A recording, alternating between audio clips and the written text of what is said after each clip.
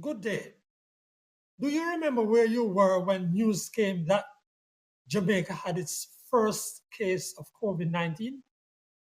Frankly speaking, most people remember exactly where they were and what they were doing when that announcement came on March 11, 2020, that Jamaica had confirmed its first case of the coronavirus.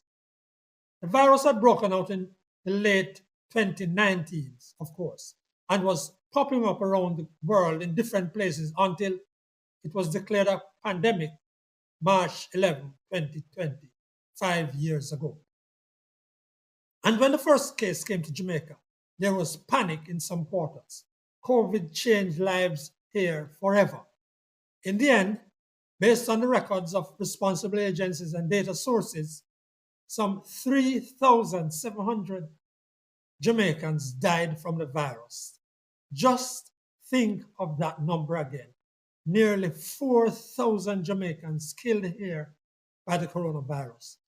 There were more than 150,000 Jamaicans sickened to various degrees by it. In America, where so many of our relatives live and work, more than 1,200,000 have been killed by COVID, and the deaths are continuing there. I still believe the health professionals in Jamaica deserve the greatest credit. They worked with an entirely new virus and with fear, suspicion, and conspiracies among the local population. And they worked with a lack of resources at many times. But it was the local nurses, porters, doctors, ward assistants, registration clerks, and the like who had to face this unknown virus, this killer, every day. On Monday this week, March 10, Minister of Health, Dr. Christopher Tufton, spoke at the dedication of a 10-foot tall monument to those healthcare workers who lost their lives to COVID. He said, the experience of COVID-19 was at once terrifying and uncertain. Yet, these men and women, our health care heroes, all put their lives on the line, pushing through the fear and through the uncertainty to preserve health and to save the lives of others. So true, a fitting monument, lest we forget. It was indeed terrifying for many of those healthcare workers, having to console some people returning on ships at Falmouth Pier or at airports with what we didn't know before they were taken to hotels or homes for isolation. There were other healthcare workers seeing symptoms that were unfamiliar. I remember a friend saying his spouse, a healthcare worker, was going out there and possibly one day bringing the disease home to the family.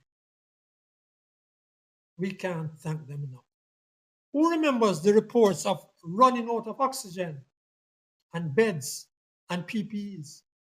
The country's chief medical officer of health, Jacqueline Bisesa Mackenzie, was out front and led admirably based on the facts she had. We remember. Who remembers lockdown days and evenings? There were days when it seemed today, yesterday, and the day before were all Sundays. Occasionally, we knew what it was to forget noise and loudness and horns day and night.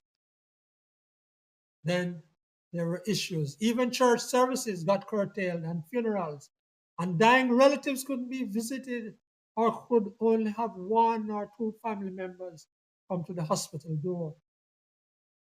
The airports were shuttered, and so you could not attend the funeral of relatives abroad, and those who wanted to come couldn't get here either. There was indiscipline, of course. People had large bashments, even though numbers were restricted and some events were banned. Who remembers the anger at seeing and learning that Minister Floyd Green was photographed partying when those gatherings were banned? Who remembers failed attempts to reduce the number being carried in taxis and buses? And you remember all those bus operators and taxi operators who lost their vehicles because loans could not be repaid. Frankly speaking, we rode it out though.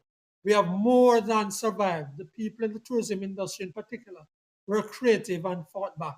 Many Jamaicans made do with very little to nothing.